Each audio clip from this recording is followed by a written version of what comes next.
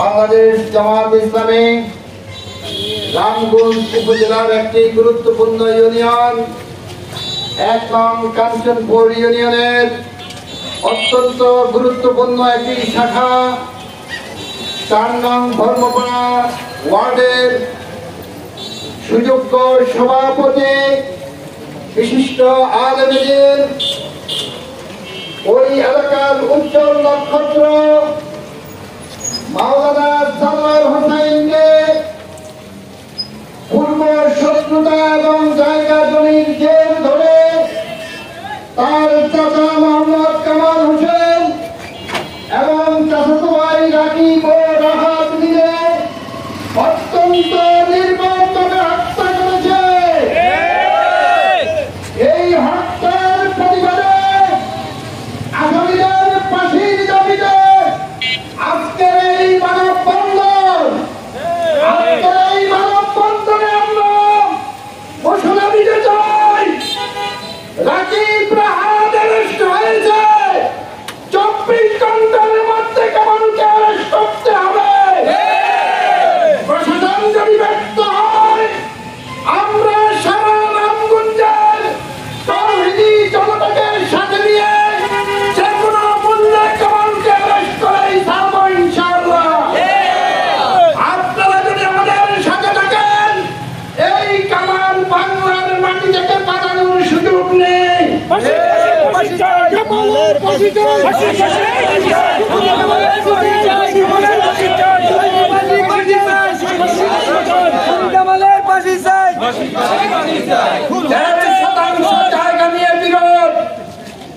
আমি আজকের এই মানববন্ধন কর্মসূচি থেকে আপনাদেরকে জানাতে চাই ১ নং কাঞ্চনপুর ইউনিয়নের সাবেক চেয়ারম্যান আব্দুল খালেক ভাই সহ আমার উপস্থিতিতে একটি সালিশি বৈঠক হয়েছে, কিন্তু এই দুর্দর্শ ডাকাত কামাল আমাদের সেই সালিশি সিদ্ধান্ত মানে নাই। না মানার পরিপ্রেক্ষিতে জোর জবরদস্তি করে মাওলানা সালাউলের জায়গা দখল করতে গিয়ে এই সানোয়ার নির্মম নৃশংসভাবে হত্যার শিকার হয়েছে। এটি কোনো স্বাভাবিক মৃত্যু নয়, এটি কোনো স্বাভাবিক নিহত নয়, এটি হলো চরম বর্বর একটি হত্যাকাণ্ড।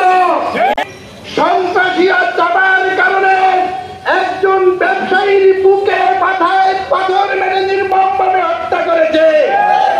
আজকে সালাউলের মতো একজন বিদগ্ধ আলেমকে প্রাণ দিতে হয়েছে।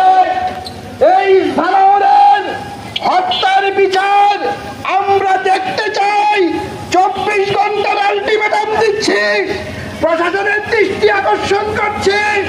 পুলিশ প্রশাসন, এনএসআইডিবি সহ যতগুলো গোয়েন্দা সংস্থা রয়েছে অনতিবিলম্বে ২৪ ঘন্টার বিরুদ্ধে কামালের অ্যারেস্ট চাই আমরা।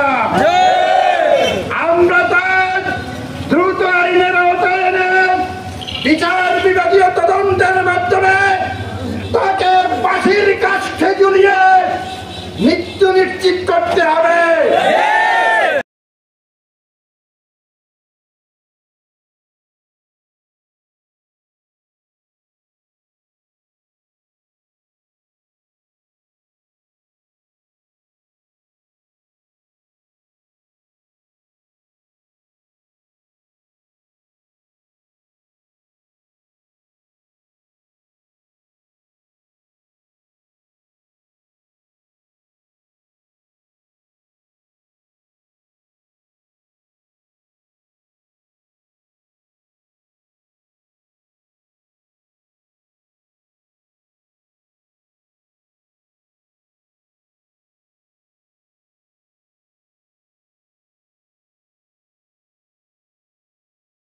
অধ্যাপক জাকির হোসেন পাটোয়ারি এই পর্যায়ে বক্তব্য রাখবেন অধ্যাপক জাকির হোসেন পাটোয়ারি ভাই।